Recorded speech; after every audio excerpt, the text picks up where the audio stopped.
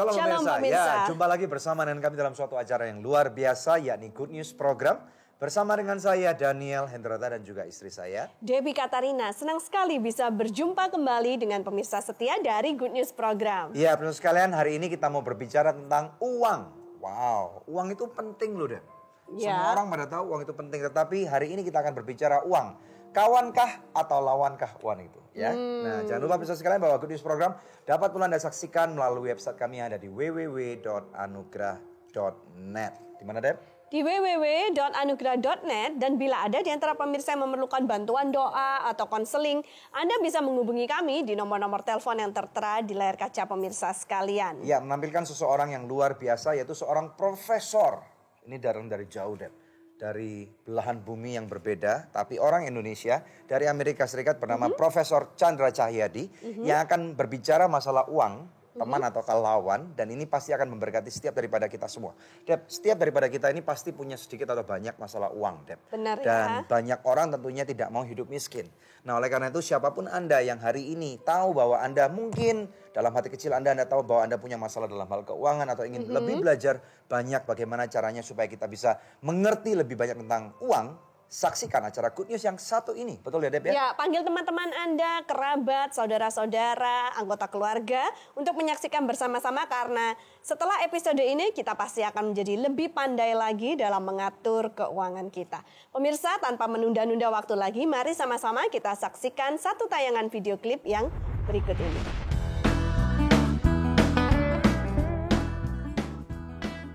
Semua orang pasti butuh namanya uang. Masalah keuangan bisa saja dialami, baik orang kaya maupun orang miskin.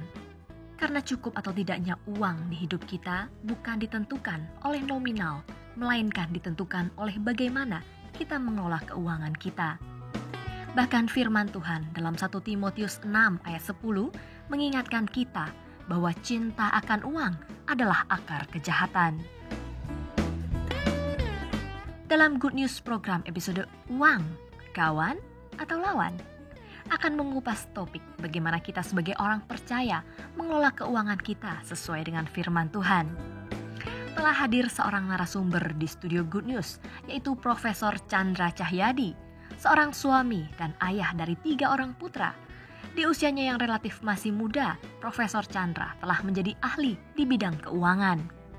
Beliau adalah seorang Associate Professor of Finance dari Eastern Illinois University yang masih aktif mengajar sampai saat ini. Penasaran akan pembahasan selengkapnya? Tetap bersama kami sesaat lagi hanya di Good News Program. Itu saya mengajarkan keuangan, khususnya keuangan perusahaan atau corporate finance dan juga investments. Jadi saya mengajar anak-anak di program studi S1.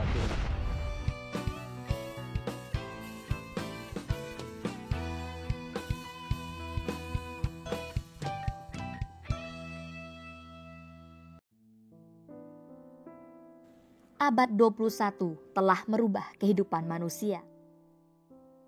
Media sudah menjadi kebutuhan premier setiap orang. Sejak pagi hingga malam hari, kita diserbu oleh berbagai media, mulai dari yang positif hingga yang berbau negatif. Media dapat memuridkan dunia dengan hal-hal yang negatif, namun dapat juga menjadi senjata yang ampuh untuk menyebarkan kabar baik. Anugrah Ministries melalui Good News Program secara konsisten menayangkan tayangan yang berkualitas, mulai dari pengajaran, kesaksian hidup inspirasional, tayangan yang cerdas namun tetap menghibur, dan tayangan-tayangan lainnya yang menyajikan nilai-nilai kekristenan. Dengan visi, mari turut ambil bagian menyebarkan kabar baik bersama Good News Program.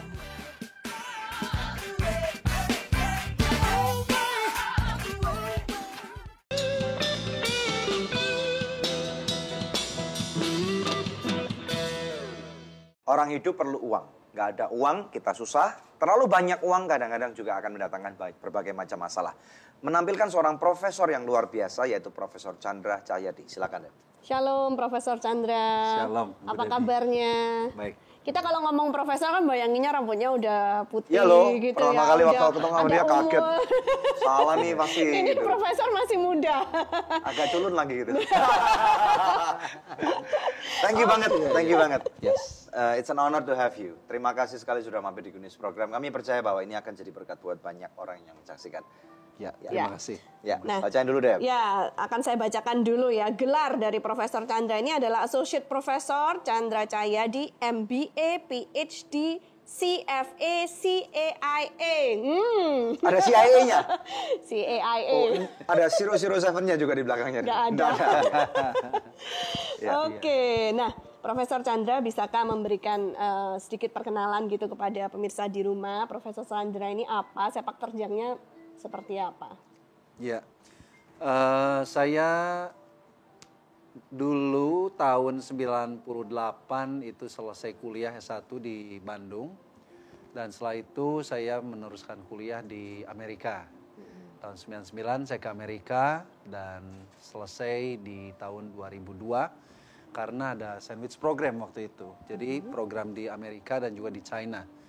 Nah setelah 2002 itu saya bertemu dengan seorang profesor. Dan waktu itu saya mendapat inspirasi.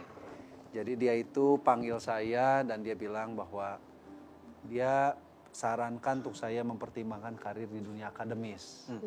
Jadi waktu itu saya sebenarnya juga tidak terlalu tertarik dengan dunia akademis karena mungkin saya nggak tahu. Jadi tidak kenal maka tidak sayang. Nah tapi setelah saya lihat, pertimbangkan, ternyata ini suatu hal yang menarik. Ya. Dan akhirnya saya putuskan untuk melanjutkan sekolah S3.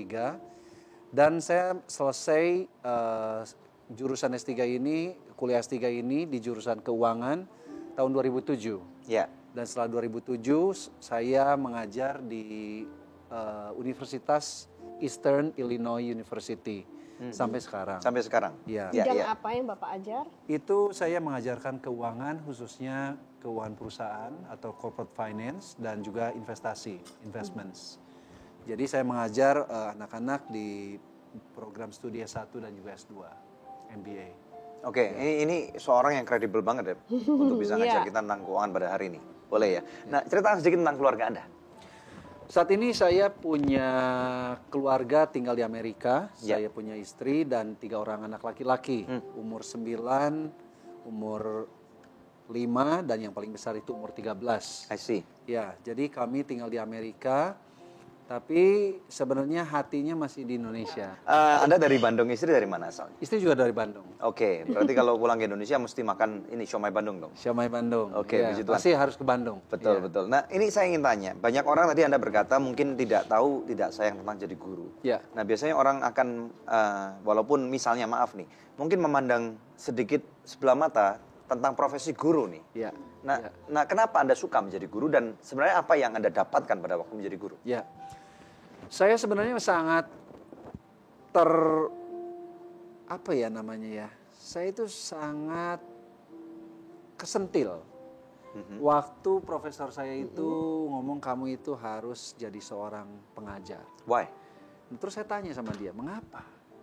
Apa kelebihannya menjadi seorang guru? Nah dia bilang, ketika kamu menjadi seorang guru, kamu itu sebenarnya sedang menginvestasikan hidupmu untuk orang lain. Wow. Dan pendidikan itu adalah senjata yang paling ampuh untuk mengubah satu kondisi. I see. Dan ketika kita merubah satu kondisi kehidupan seseorang, sebenarnya kita sedang merubah masa depan dan juga jalan hidup keturunan-keturunan mereka. Jadi kita tidak sedang bicara transformasi satu orang, kita sedang bicara transformasi kota. Kita sedang bicara transformasi negara. Karena ketika individu-individu ini mendapatkan pendidikan yang benar, yang bertanggung jawab, ini membuat komunitas itu menjadi semakin kuat. Saat ini kita lihat di tengah perkembangan zaman begitu banyak ilmu-ilmu yang menurut saya itu kadang-kadang kurang bertanggung jawab. Yang mungkin orang coba jual karena mereka itu ingin mencari keuntungan. Misalnya, Misalnya apa? zaman sekarang kita sering dengar sekali penipuan keuangan. Ya. Mengapa hal itu bisa terjadi? Investasi Jadi palsu, karena saat ini ya investasi palsu atau investasi bodong. Ya. Kenapa itu bisa terjadi? Karena memang maaf di sini tingkat melek keuangan itu masih termasuk rendah. Ya. Jadi berdasarkan survei yang diadakan oleh otoritas jasa keuangan, saat ini tuh masih di angka sekitar 21,8% dari penduduk Indonesia yang mengerti masalah konsep keuangan dasar. Baru 21%. Itu pun dasar. Ya, itu pun baru cetek banget berarti. Ya, Ya, yang ya, ya. dasar. Nah, berarti acara ini nanti tentang uang, ini kawan atau kawan ini akan bisa membantu sedikit banyak.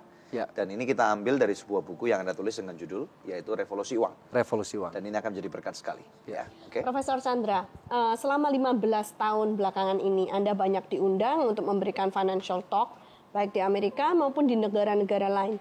Nah, kenapa Anda itu bisa terbeban untuk juga mengajari orang-orang di Indonesia?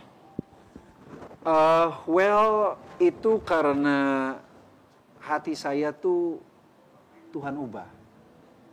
Jadi tahun 2012 itu saya mulai punya hati untuk berkarya di Indonesia.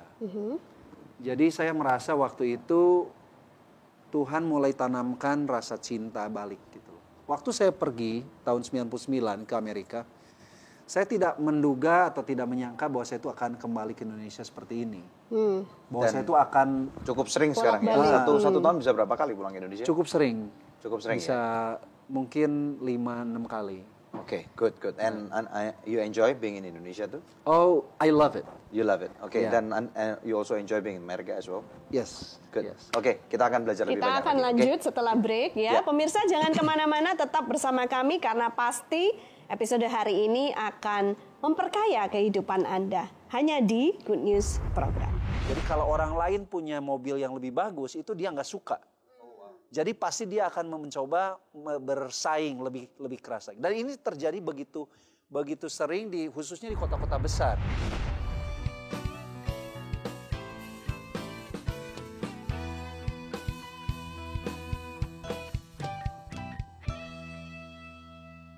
Hai pemirsa, Anda diberkati dengan episode yang baru saja Anda saksikan. Jangan lupa subscribe di channel YouTube kami, oke?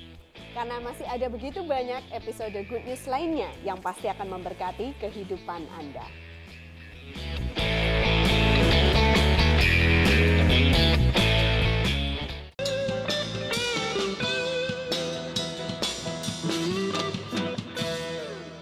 Uang, teman, atau lawan hanya di Good News Program. Langsung kembali kepada narasumber kita, Profesor Chandra Cahyadi. Nah, saya mau tanya nih, akhir-akhir ini kan dunia ini sedang banyak sekali dilanda krisis ya, Yeah. dalam hal keuangan atau ekonomi. Nah, rupa-rupanya ada begitu banyak orang yang di dalam menyikapi hal ini salah berpikir gitu. Nah, Profesor Chandra bisa memberikan masukan apa nih?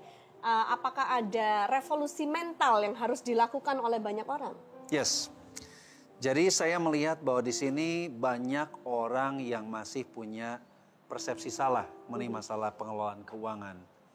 Jadi orang pikir bahwa pengelolaan keuangan itu adalah bagaimana cara kita membuat anggaran, bagaimana kita bikin catatan pengeluaran, kita bikin rencana investasi, tujuan keuangan, itu semuanya baik. Tapi yang perlu kita ingat, sebenarnya masalah keuangan itu lebih ke masalah hati. Kenapa masalah hati itu, Prof? Karena gini, masalah keuangan itu bukan sekedar masalah keuangan melulu. Ya. Bukan masalah dompet. Tapi masalah isi hati. Kenapa? Karena kondisi hati kita itu sangat menentukan tindakan-tindakan keuangan kita. Saya Misalnya? kasih contoh. Misalnya ada orang yang merasa bahwa hidupnya itu kurang berarti. Ya. Ada orang yang merasa bahwa jati dirinya itu nggak aman. Ya. Karena dia merasa tidak aman, akhirnya dia itu mencoba membeli barang-barang untuk menutupi rasa ketidakamanan dia. Ya. Ada juga kemarin saya baru bertemu dengan seseorang yang punya kebiasaan itu untuk bersaing. Jadi dia itu harga dirinya itu nggak boleh diusik kalau masalah keuangan. I see. Jadi kalau orang lain punya mobil yang lebih bagus itu dia nggak suka. Oh wow. Jadi pasti dia akan mencoba bersaing lebih keras lagi. Dan ini terjadi begitu sering khususnya di kota-kota besar. Iya, iya. Karena di kota besar memang mau nggak mau kita harus lihat bahwa level kompetisi manusia itu sudah sangat tinggi. Jadi kalau kita lihat ya tidak aneh kalau misalnya gaya hidup manusia di kota-kota besar ini mahal. Jadi kalau kita lihat mereka bagaimana mereka pergi sehari-hari atau bahkan untuk satu meeting yang sederhana pun mereka itu harus kelihatan prima. I see, oke. Nah ini yang membuat kebutuhan itu akhirnya menjadi mahal. Karena kadang-kadang sekali keluar pun orang bisa nilai nih rambutnya berapa, terus ini giwangnya berapa kalau perempuan, terus jam tangannya berapa, sepatunya, jasnya, bajunya. Dan Image-nya ya. Dan semua itu bersumber lagi dari hati seseorang. kita. Oke. Betul. Ya. Nah ini bicara masalah uang, semua orang punya masalah keuangan. Ya, Is that betul. true? Apakah benar itu? Iya betul. Sekalipun kita banyak yang masih berpikir bahwa orang itu punya masalah uang kalau kita nggak punya uang.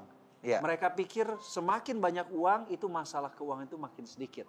Padahal makin Justru banyak. makin pusing. Makin Kok bisa seperti itu ya? Padahal kan kalau misalnya kita lihat nih pada zaman sekarang di Indonesia aja kalau pemain olahraga profesional mereka bisa mendapatkan endorsement itu aja udah miliaran gitu. Yeah. Apalagi yang misalnya di Amerika pemain tenis lah, pemain basket lah.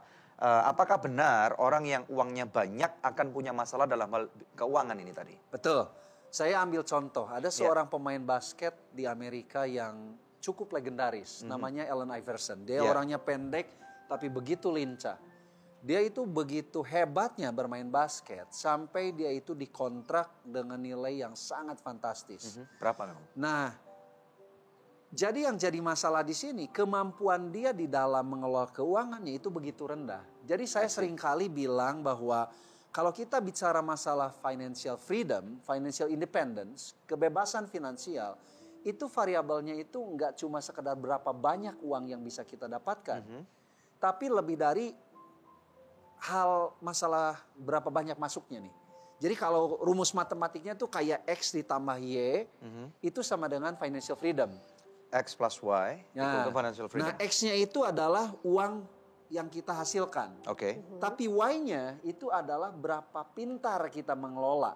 Karena kalau kita bisa begitu banyak uang, tapi kita nggak bisa mengelola, itu uang itu seperti air. Jadi gampang masuk, gampang keluar. Jadi berarti mungkin plus 5, sana minnya 25 gitu. Berarti sama dengan hancur gitu. Betul. Iya, oke. Itu juga mengapa kalau kita lihat zaman sekarang makin banyak orang yang walaupun penghasilannya begitu besar, tapi mereka itu tetap setiap bulannya itu mereka masih struggle secara keuangan. Anda bisa cerita sedikit nggak tentang Allen Iverson ini akhirnya memang bagaimana dengan hidupnya? Nah ini dia memang sangat boros, sangat boros. Mungkin kalau Allen Iverson masih banyak orang yang mungkin nggak terlalu tahu di Indonesia. Saya ambil contoh satu lagi, Evander Holyfield. Petinju yang sangat terkenal yang pernah digigit kupingnya. Iya, sama Mike Tyson. Yang pernah digigit kupingnya oleh Mike Tyson. Dia itu menghasilkan uang itu mungkin menurut saya itu udah sampai masuk ratusan juta dolar. Wow. Tapi dia itu sampai hari ini, dia itu sampai bangkrut. Bahkan sempat satu saat dia itu harus bertinju hanya untuk memenuhi kebutuhan hidup sehari-hari. Wow. Dia itu punya satu mansion, satu rumah besar sekali di luar kota Atlanta. Dan itu jumlah ruangan tempat tidurnya saja itu lebih dari 100. Wow. Kenapa nggak dibuka jadi hotel aja? Nah ini yang jadi masalah. Jadi sebenarnya bagi dia itu bukan kebutuhan. Tapi keinginan dia untuk menunjukkan jati diri. Siapa saya? Bahwa gue hebat nih. Gue world champion gitu ya. Oke. Karena orang bilang katanya you champion, tapi kok maksudnya kehidupannya kok nggak belum hebat.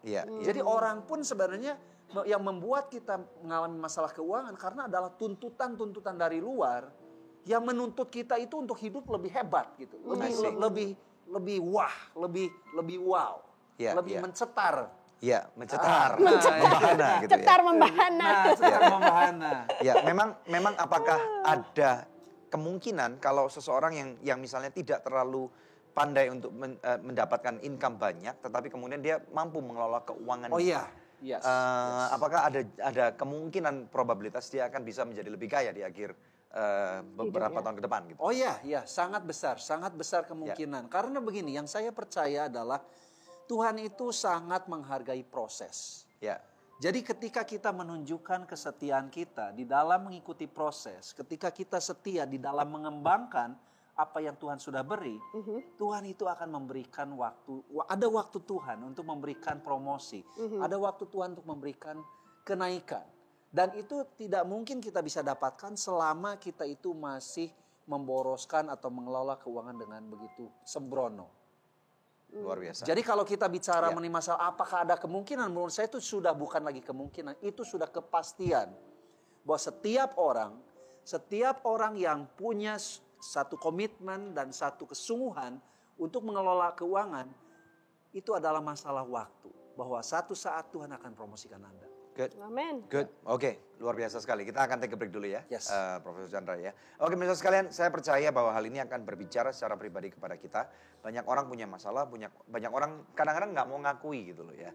Nah, waktunya sekarang untuk kita mungkin mengakui di hadapan Tuhan ya. Ada nomor telepon juga yang Anda dapat hubungi sekarang juga. Ada nomor telepon melalui SMS ataupun email. Ataupun Anda juga bisa WhatsApp kami, BBM kami. Kita akan berdoa bagi Anda dan tentunya nanti kita lebih lanjut akan berbicara dengan Profesor Chandra. Jangan kemana-mana, hanya di Good News Program. Yesus, Kau yang ku cinta, selamanya Kau ku cinta sampai akhir.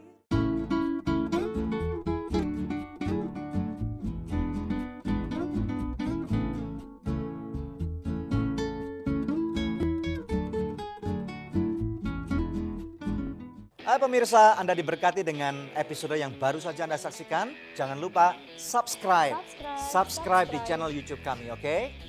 Karena masih ada begitu banyak episode Good News lainnya yang pasti akan memberkati kehidupan Anda.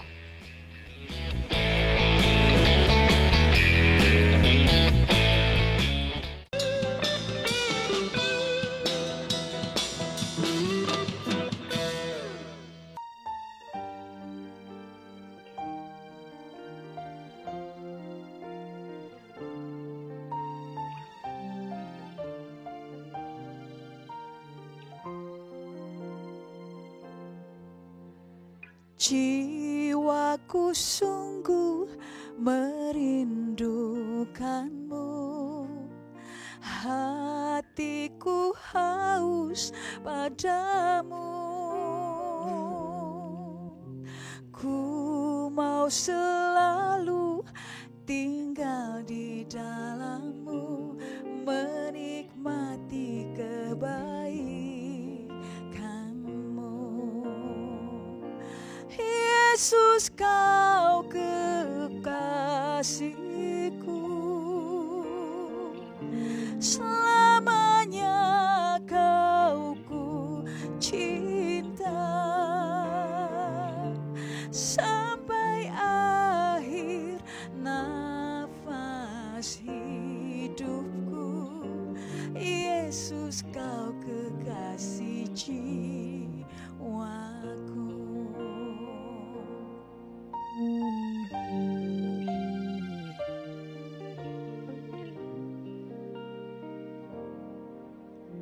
Hari berganti, tahun pun berlalu, sampai memutih rambutku,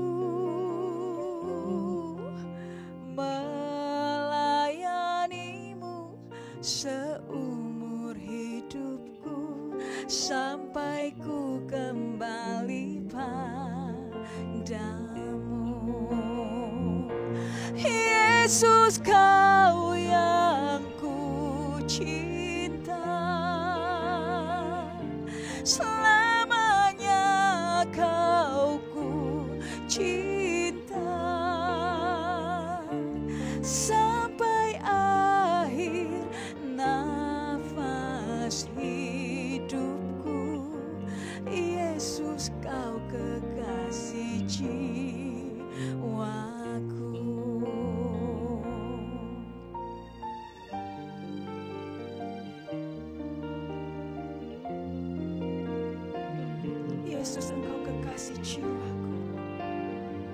Kau satu-satunya aku perlu dalam hidupku.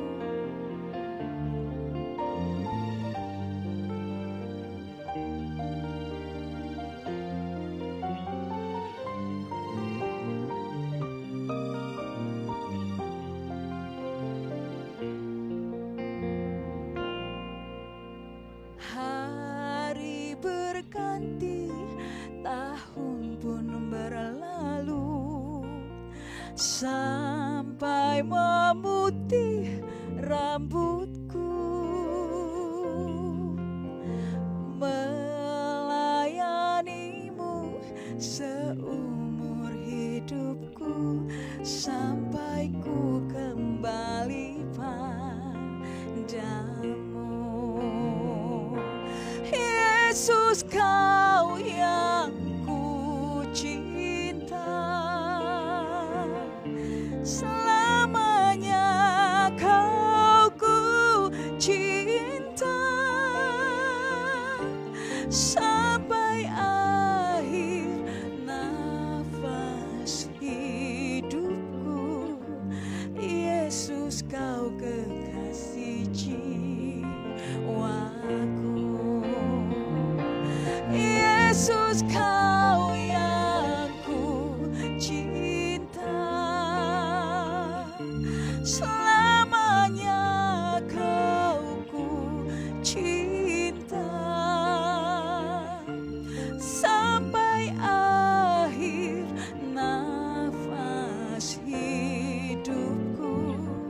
Yesus, kau kekasih jiwaku. Yesus, kau kekasih jiwaku. Yesus, kau kekasih jiwaku.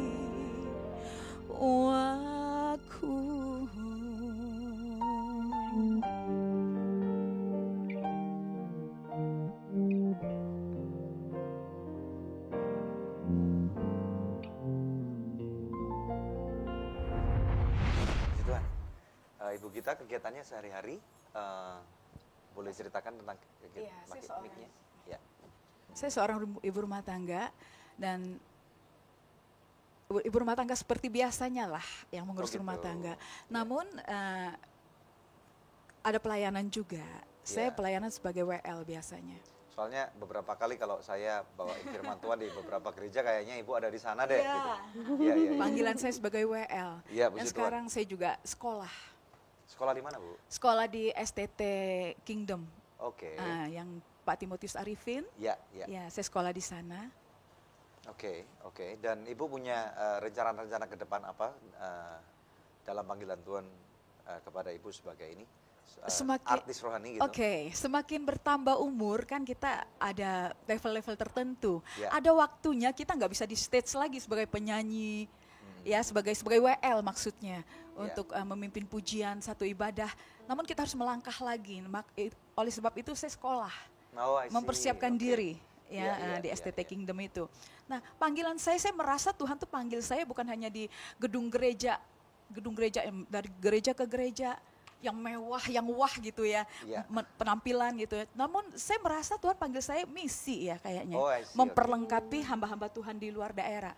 Oh, that would be nice. Oke, bagus Iya. sekali Bu itu. Karena banyak sekali hamba-hamba di luar daerah perlu kita jangkau. Betul, iya. Iya, iya, iya. Ibu sendiri bisa ceritakan sedikit tentang keluarga Ibu? Oke, saya memiliki satu orang suami yang bernama Tommy. Saya Oke. memiliki 3 putri. Wow, Oke, oke. 3 putri, 2 sudah menikah. Saya sendiri punya 3 cucu, 3 orang cucu. Oh ya? Wow. Yang paling bungsu belum menikah. I see, oke. Putri semua. Iya, iya, Nah, iya. Ibu kita pernah punya album ya, tapi sudah sold out albumnya. Iya, saya kalau Bapak Ibu kenal sama James Selose. James Selose, Oke. saudara dari Ibu Jacqueline Selose. Saya Ya. pernah bikin album dengan mereka. Dan sebelumnya saya juga ada album bersama Timotius Arifin juga. I see, oke. Good, good, good. Kedepannya ada rencana Bu untuk buat album lagi? Iya, Oke. ada. Ya, good. Nanti kalau misalnya Ibu albumnya sudah jadi, jangan lupa ya untuk mampir Oke. di program ya. Oke, good. Oke, terima kasih kehadirannya Ibu Gita, maju terus dalam pelayanannya ya. Ya, pemirsa, ini saatnya kuis yang selalu dinantikan pemirsa sekalian ya. Profesor Chandra ada membawa 10 buku Revolusi Uang ya. Anda bisa mengikuti kuis ini dengan menyimak baik-baik pertanyaannya. Pertanyaannya adalah apakah topik kita hari ini dalam Good News Program? Anda bisa kirimkan jawabannya melalui SMS ke nomor HP yang tertera di layar kaca pemirsa sekalian atau melalui email ke goodnews@anugerah.net dengan format seperti ini. Kuis, nama, alamat lengkap, dan jawabannya. Bila Anda kirimkan lewat email, sertakan juga nomor HP Anda, maka kepada 10 orang pemenang terpilih, kami akan mengirimkan masing-masing sebuah buku Revolusi Uang, persembahan dari Profesor Chandra Cahyadi. Tetap stay tune bersama dengan kami pemirsa, kami akan kembali membawa lebih banyak good news lagi. Karena banyak orang yang masih berpikir bahwa saya akan bahagia kalau saya punya ini. Jadi saya akan kebahagiaannya merasa cukup kalau saya punya gaji seperti ini.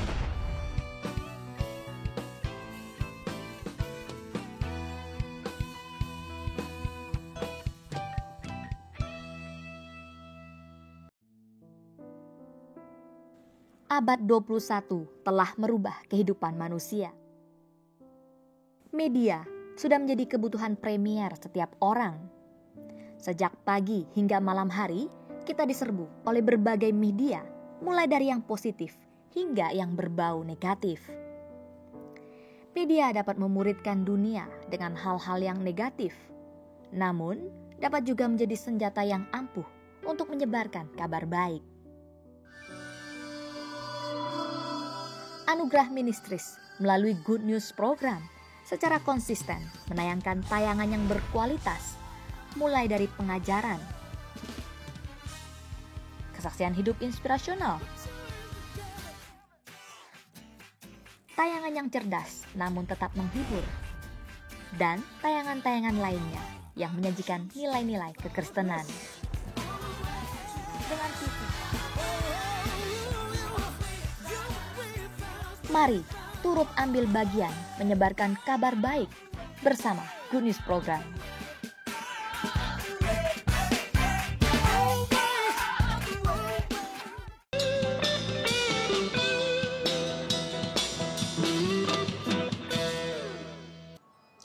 Uang, teman, atau lawan? Hanya di Good News Program. Kembali kepada narasumber kita, Profesor Chandra Cahyadi. Nah, Prof tadi kan sudah bilang bahwa ternyata masalah terbesar itu bukan pada berapa banyak pemasukan yang kita dapatkan, tapi seberapa bijak kita mengelola keuangan tersebut.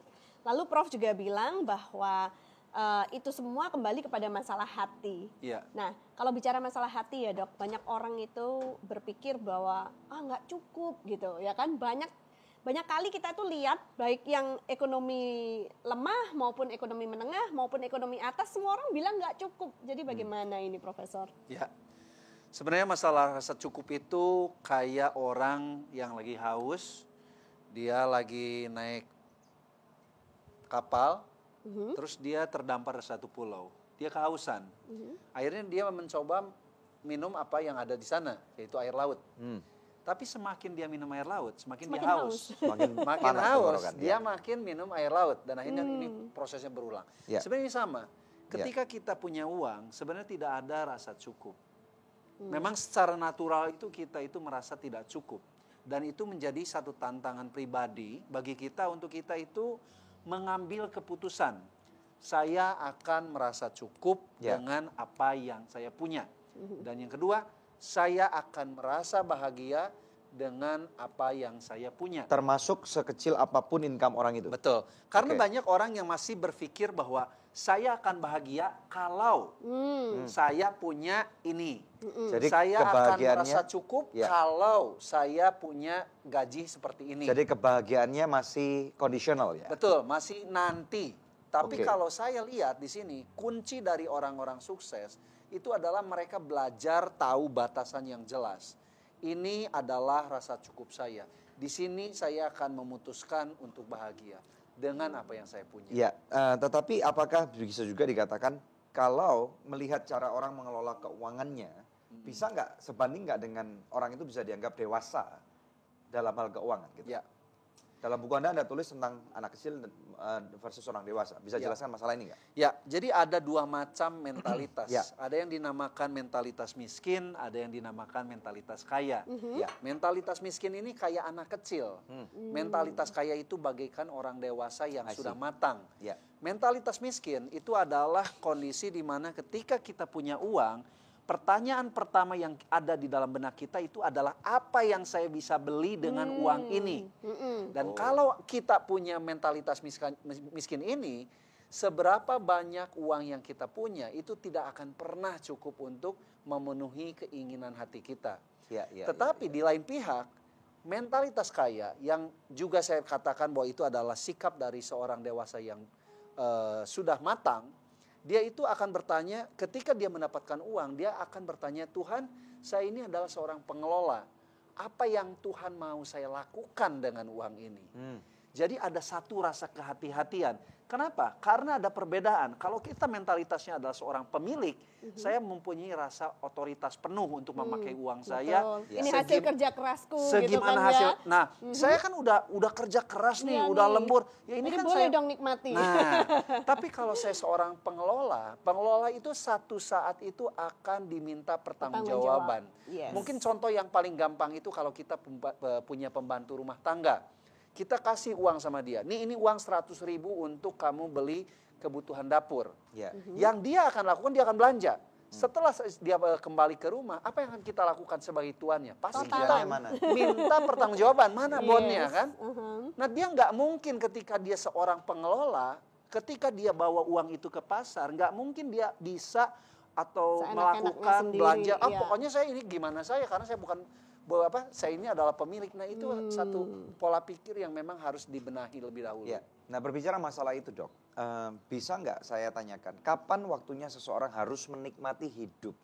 Kan tadi memang bisa dikatakan kita harus berhati-hati, tapi kan pada saat yang bersamaan ada juga waktunya di mana kita merasa waktunya kayaknya gue ingin nikmati hidup gue deh, misalnya. Nah, ini dalam tahap mana gitu loh? Ya, sebenarnya sekali lagi, kepuasan dan kebahagiaan itu bisa kita dapatkan saat ini.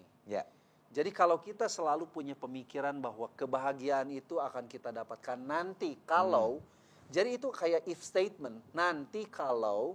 Nah, itu satu ranah yang sangat bahaya. Karena kita itu cenderung tidak akan puas. Jadi kalau kita bicara lagi masalah menikmati hidup, kita itu bisa menikmati hidup dengan begitu banyak cara. Kita bisa menikmati waktu bersama dengan keluarga. Itu adalah sesuatu hal yang tidak ternilai. Jadi menikmati hidup itu tidak selalu identik dengan kita belanja sesuatu barang yang mahal. Kita bisa mulai menikmati sesuatu yang sangat sederhana. Nah, ini kayaknya orang kota mesti denger nih. Tapi itu bukan orang kota doang dia kali ya. Ya karena kan orang di desa-desa juga mungkin perlu denger nih. Benar. Karena kadang-kadang ketika saya fokusnya itu selalu nanti, itu saya kehilangan perspektif masa sekarang. Tapi ketika saya misalnya kayak waktu saya di Amerika, saya jalan gitu ya. Saya mulai menikmati pemandangan sesuatu yang ada di depan mata. Itu saya mulai bahagia. Karena saya mulai merasa mencukupkan diri dengan apa yang saya punya. Nah, orang bilang, Dok, saya juga ingin ke Amerika, Dok, seperti dokter. Profesor dokter nih ya. Jadi, nah ini gini deh. Mungkin nanti profesor juga bisa ajarkan kepada kami bagaimana langkah-langkah yang praktikal untuk bagaimana menata keuangan kita.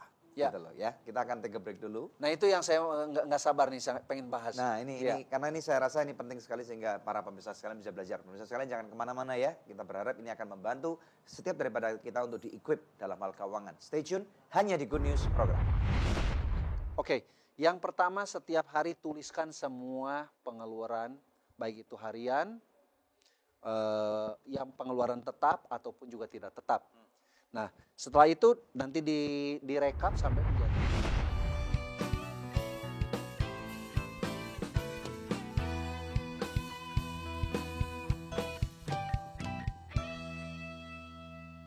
Hai pemirsa, Anda diberkati dengan episode yang baru saja Anda saksikan. Jangan lupa subscribe di channel YouTube kami, oke?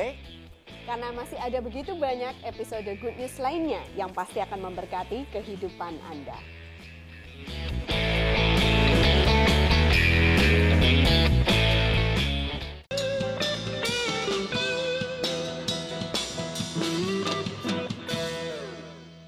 uang, teman atau lawan? Kembali kepada Profesor Chandra. Dokter terus, Profesor Chandra. Nah, tolong ajarkan kepada kami bagaimana caranya untuk membenahi langkah-langkah praktis apa yang bisa diambil untuk membenahi keuangan kita. Ya, jadi yang pertama langkahnya itu adalah mengakui bahwa uang yang kita punya itu sebenarnya titipan. Jadi kita menyadari, mengenali Stewardship. Prinsip stewardship. Yes. Bahwa kita ini adalah pengelola, bukan pemilik. Itu Yes. yang pertama. Ya. Karena kalau kita merasa bahwa kita adalah pengelola, kita akan punya satu rasa tanggung jawab. Ya. Itu yang pertama. Dan cara kita memakai uang akan begitu jauh berbeda. Ya. Yang kedua, kita itu harus punya anggaran. Dan anggaran ini bisa kita buat kalau kita punya catatan keuangan. Oke. Jadi kalau kita tidak pernah mencatat keuangan kita, pengeluaran kita, baik itu per harian atau mingguan atau bulanan, kita tidak pernah tahu di mana saja kita bisa menghemat uang kita. Apakah ini juga berlaku untuk keuangan pribadi? Ya, ini untuk keuangan pribadi. Bisa dijelaskan kepada kita semua, kenapa ini penting sekali gitu anggaran ini? Karena begini, kalau kita nggak punya catatan keuangan, itu artinya kita nggak punya blueprint, kita nggak punya perencanaan, kita nggak tahu basisnya itu ini masih kita tuh kurangnya di mana. Kita boros di mana, kita bisa menghemat di mana, itu kita nggak bisa tahu. Nah, tidak semua daripada pemirsa Good News mungkin punya kemampuan finansial atau belajar sekolah keuangan lah. Ya. Bisa jelaskan secara ringkas nggak apa-apa aja kolom-kolom apa yang perlu dipersiapkan supaya kita semua bisa mengerti. Oke, yang pertama setiap hari tuliskan semua pengeluaran, baik itu harian, yang pengeluaran tetap ataupun juga tidak tetap. Nah, setelah itu nanti direkap sampai menjadi pengeluaran mingguan. Ya. Dan akhirnya rekap lagi menjadi pengeluaran bulanan. Ya. Nah, setelah ada catatan ini, jadi kita mulai bisa lihat dari semua pengeluaran itu, mana pos-pos yang bisa kita kurangi. Keborosan kita ada di mana? Nah, kita bisa lihat karena sudah ada pemetaan. Jadi tanpa ada catatan, ini kita nggak akan bisa tahu. Nah, setelah ada kita bisa tahu kondisi kita saat ini, kita membuat rencana. Ya. Bagaimana kita akan beroperasi misalnya di 2-3 bulan ke depan. Termasuk mungkin apakah ada cara untuk menaikkan income itu tadi? Betul. Ada nggak? Betul. Oke. Betul. Ya. Jadi ini dua hal yang berbeda. Kita masih tetap bicara di masalah Ini dulu. pengelolaan. Oke. Tapi kalau memang misalnya nanti ada dana tambahan, misalnya kita kerja tambahan atau ada lembur, itu adalah bonusnya. Bonusnya. Nah, jadi yang juga kadang-kadang menjadi masalah itu ketika orang pendapatannya bertambah, gaya Pengeluarannya hidupnya makin pun bertambah. Iya. Sebenarnya ini saya ada satu contoh. Misalnya pengeluaran kita per bulan itu 3 juta. Ya. Gaji misalnya 5 juta. Berarti sebulan itu bisa nabung 2 juta. Betul.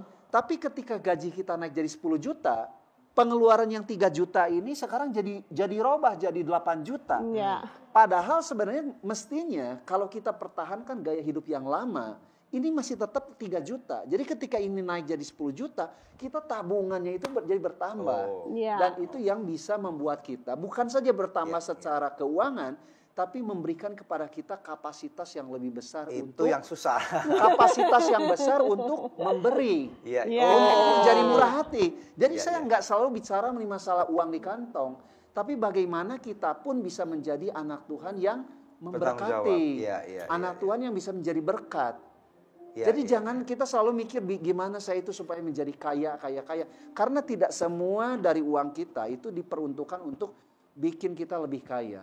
I see. Oke. Ya. Jadi itu cara yang sangat simpel. Terus kemudian ada langkah berikutnya? Baru 2 step, Dok. Ya. Oke. Step yang ketiga. Nah, yang Profesor. step yang Oh iya, salah yang step berikutnya adalah setelah ada perencanaan keuangan, kita itu mulai melakukan investasi. Oke. Nah, kondisi Melakukan investasi saat ini memang masih cukup Labil. jarang dan masih banyak orang yang belum tahu mengenai masalah investasi. Ya. Itu karena itu sebabnya mengapa saya membuat satu situs pendidikan keuangan gratis. Nah, silakan sebutkan. Jadi itu pemirsa bisa lihat di www.beruangcerdas.com. Nah, di sana ada video-video yang akan mengajarkan pemirsa bagaimana cara berinvestasi atau produk investasi. Dan yang terakhir kita harus punya produk asuransi karena itu akan memproteksi kita kalau terjadi satu masalah yang tidak kita harapkan. Ya. Banyak orang yang ketika mereka tidak punya dana cadangan, itu mereka ketika terjadi musibah itu kondisinya harus berutang dan ini utang ini yang menjadi masalah juga. I see. Jadi tadi saya juga sempat singgung mengenai masalah dana cadangan. Ya. Jadi dana cadangan itu pun juga harus dimasukkan ke dalam rencana keuangan kita. Bahwa kita itu harus punya dana cadangan. Jadi ketika kita mengalami masalah, mengalami kondisi keuangan yang tidak terduga, kita itu masih punya kemampuan untuk bertahan. I see. Karena ada dana cadangan ini. Ya. Jadi seperti ban serep dalam mobil, di mana pada waktu ban kita kempes, kita bisa ganti dan kemudian kita bisa lanjutkan perjalanan sampai ke kota terdekat. Ya. I see. Betul. Oke, kita akan berhenti dulu di sana, nanti kita akan belajar lagi. Ya, silakan Deb. Ya, pemirsa, sebelum kita take a break, ada doa yang sudah terjawab dari seorang ibu di Tangerang Selatan. Setelah minta didoakan, dia kembali mengirimkan SMS dan berkata, "Shalom, puji Tuhan, usaha dagangan saya mengalami kemajuan. Terima kasih atas dukungan doanya ya. Tuhan Yesus memberkati kita semua. Amin." Nah pemirsa, masih adakah di antara pemirsa yang memerlukan bantuan doa atau konseling? Anda bisa menghubungi kami di nomor-nomor telepon yang tertera di layar kaca pemirsa sekalian. Karena tim konseling dan doa kami siap untuk membantu Anda. Tetap stay tune bersama dengan kami pemirsa. Kami akan kembali lagi dalam Good News program. Juga mengatakan, orang benar ini pasti meninggalkan warisan buat anak cucu.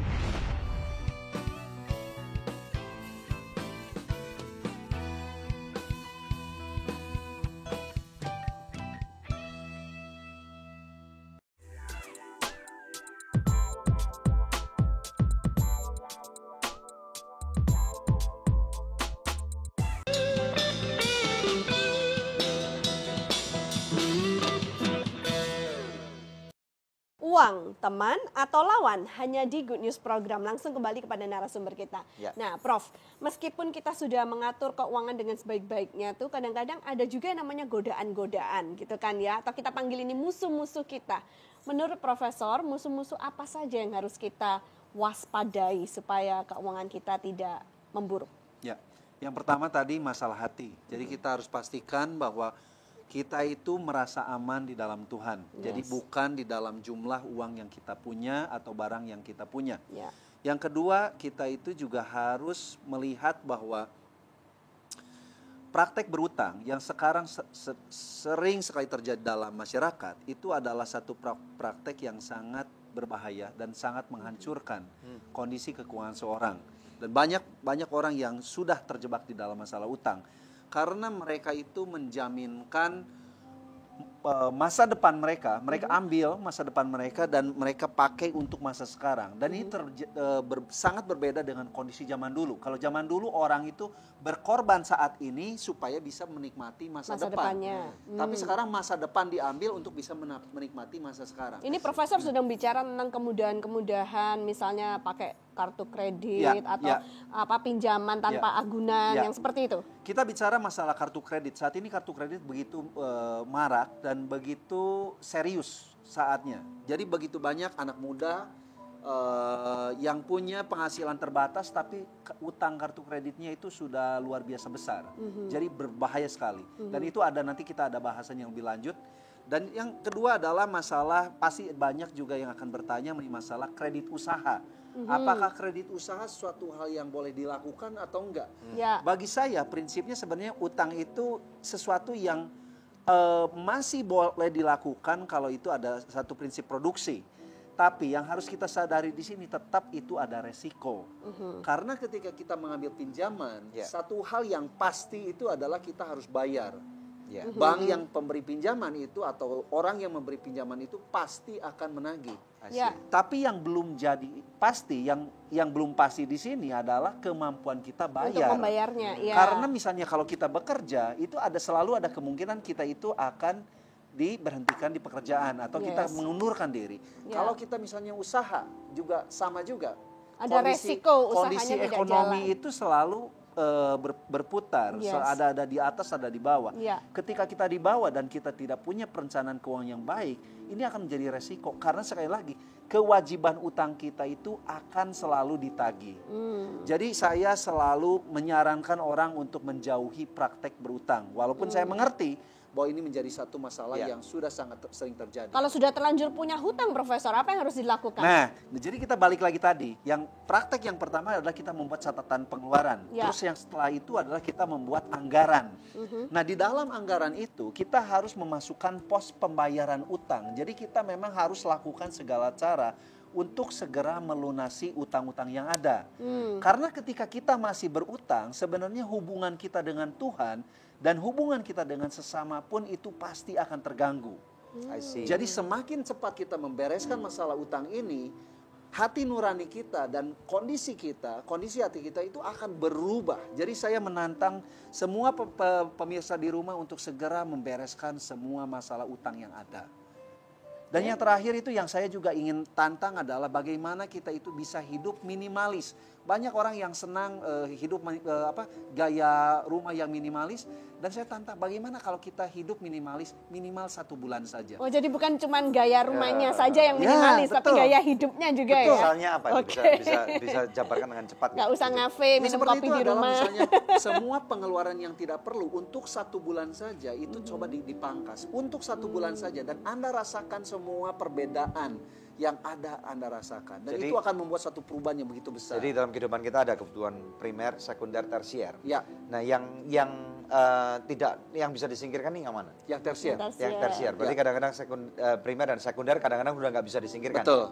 Tersier. Misalnya kayak uang sekolah anak itu udah nggak bisa. Iya, nggak bisa. Atau misalnya kayak rumah kalau udah beli kan itu harus terus cicil. Cicilan harus Atau dibayar. misalnya Ya. kita makanan itu udah walaupun makanan kita bisa Bisa coba milih, cari ya. alternatif yang Ya, lebih baik. Jadi yang tersier. Jadi kira-kira ya nggak usah nyalon, nggak usah manicure, pedicure gitu ya. Nggak usah Iya. potong rambut. Jangan terlalu sering, Mbak. Jangan terlalu sering. Katanya tadi berapa? Sebulan sekali. Sebulan sekali sudah cukup. Udah Mbak. cukup. Pijat, Nggak usah ngafe sekarang di itu luar. massage ya. Iya. Iya. Oke, well, anyway, kami sangat diberkati sekali. Yes, thank you. Terima kasih atas kedatangan Anda di Good News Program. Nanti kalau kapan-kapan dari Amerika ke Indonesia lagi, Bikin sesi yang kedua. ya kita harus belajar nih lebih banyak lagi Iya. karena waktunya nggak cukup gitu. Kita akan belajar lebih praktikal bagaimana untuk how to-nya untuk keluar daripada masalah-masalah keuangan supaya kita menjadi anak-anak Tuhan yang diberkati. Oh iya, mungkin kalau ada pemirsa yang punya akun Instagram, Anda bisa follow Instagram akun saya di Beruang Cerdas. Jadi nanti Anda bisa dukung pelayanan saya dan kalau ada pertanyaan juga bisa kirim pertanyaan That's right. lewat akun Instagram Beruang Cerdas. Nah, nanti saya ingin tanya offline, apa artinya beruang cerdas? Oke, baik. Oke, mari kita lihat firman Tuhan. Kita ambil daripada kitab Pengkhotbah pasal yang kelima ayat yang ke-9. Firman Tuhan berkata, siapa mencintai uang tidak akan puas dengan uang. Dan siapa mencintai kekayaan tidak akan puas dengan penghasilannya. Ini pun sia-sia. Firman Tuhan ini ditulis oleh seseorang yang luar biasa bernama Raja Salomo. Tentunya mungkin daripada kita yang berpikir, enak nih si Raja Salomo dia bisa nulis seperti itu karena dia orang yang sangat kaya raya, dia sudah menikmati banyak kehidupan. Tetapi saya percaya firman Tuhan ini valid pemirsa sekalian.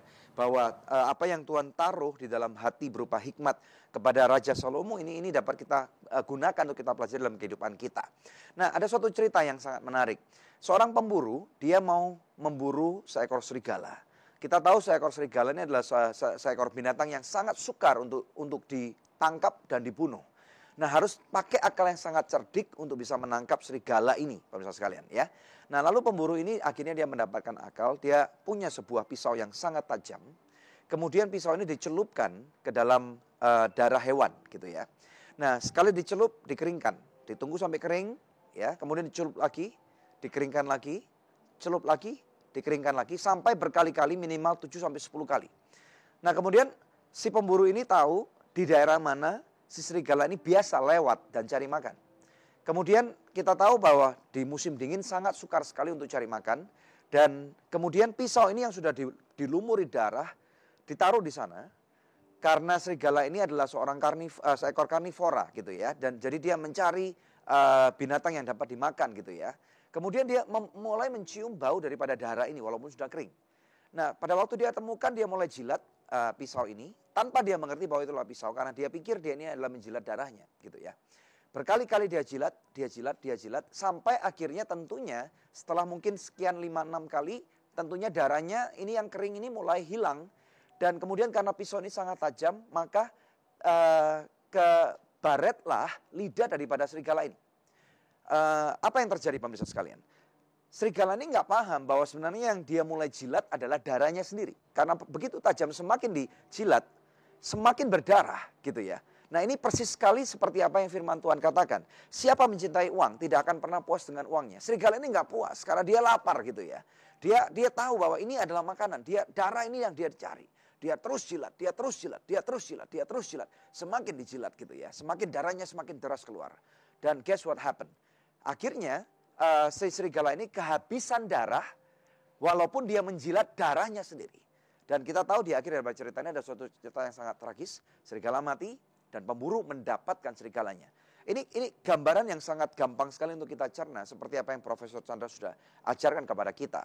Bahwa sebenarnya masalah keuangan ini semua orang punya masalah. Hari ini apabila Anda adalah seorang kaya, pasti Anda juga punya masalah uang.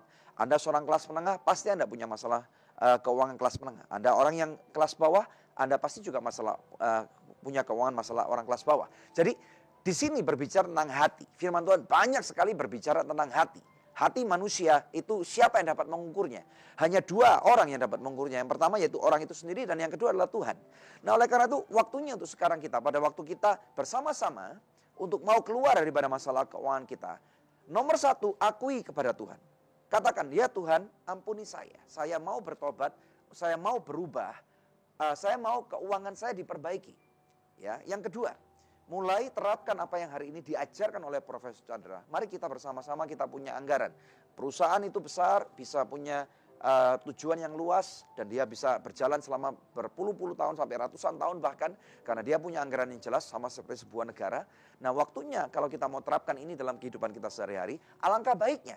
Maka ekonomi keluarga kita akan juga diberkati. Yang nomor 3, tentunya kita juga awas pemirsa sekalian. Dalam kehidupan kita, manusia ini rentan sekali. Kita jatuh bisa sakit. Ketabrak mobil bisa masuk rumah sakit. Apalagi manusia pasti bisa mati. Nah, langkah baiknya kalau kita sedia payung sebelum hujan. Ya, firman Tuhan juga mengatakan, orang benar ini pasti meninggalkan warisan buat anak cucunya. Tidak hanya berbicara masalah uang sebagai warisan. Tetapi bagaimana dengan nama baik. Ya, Anda nggak mungkin punya nama baik kalau misalnya Anda meninggal, kemudian Anda meninggalkan hutang sampai anakmu nggak bisa bayar.